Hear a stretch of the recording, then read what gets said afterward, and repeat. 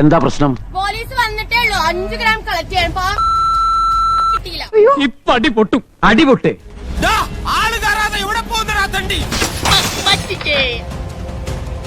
ഞാൻ മൂർഖനാ, കരിമൂർഖൻ.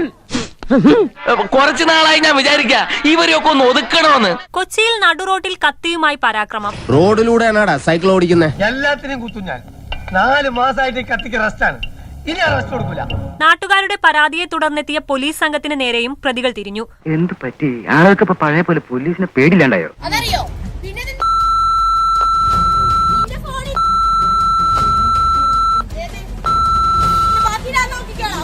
എന്റെ ഭഗവതി, ഞാൻ എന്തൊക്കെയായി കേൾക്കുന്നത്? തോന്നിയാസം കാണിച്ചാൽ വെട്ടിവെച്ച് കൊല്ലും ഞാൻ.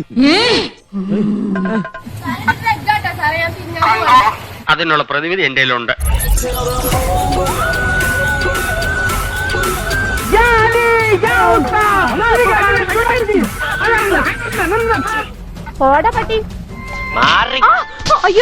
സംഭവത്തിൽ പാലാരിവട്ടം സ്വദേശി പ്രവീണെ അറസ്റ്റ് ചെയ്തു.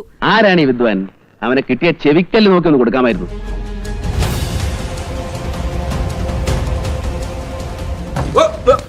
Here I come. Here I come.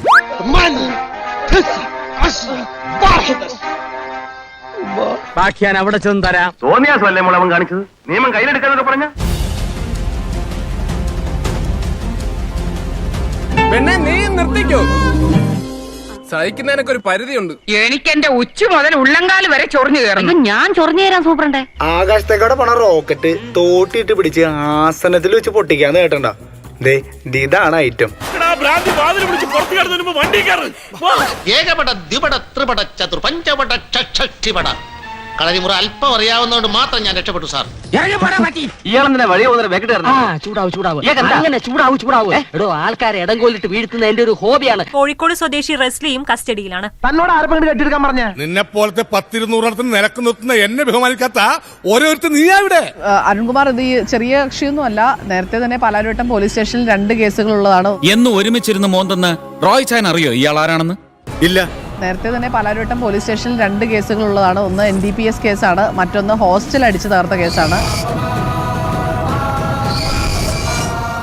പ്രസിഡന്റിന്റെ മെഡൽ കിട്ടേണ്ട ധീര പ്രവൃത്തിയല്ലേ ഇവൻ ചെയ്തത്? ചുരുക്കത്തിൽ ഒരു 7 കേസൊക്കെ വരുമ്പോഴേക്ക് പാപ്പാ കേസ് പ്രതിയാവാനുള്ള സാധ്യത. അതിനു മുമ്പ് ഞാൻ അവനെ ഒതുക്കിയിരിക്കും. പോലീസുകാരനെ തൊട്ട് കളിക്കല്ലേ. കേരള പോലീസ് ആരാണെന്ന് ഇന്ന് നീ വിവരം അറിയും.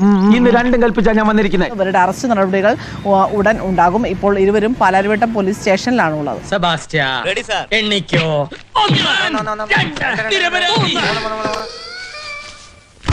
ഇപ്പൊ മനസ്സിലായോടാ എരപ്പാളി?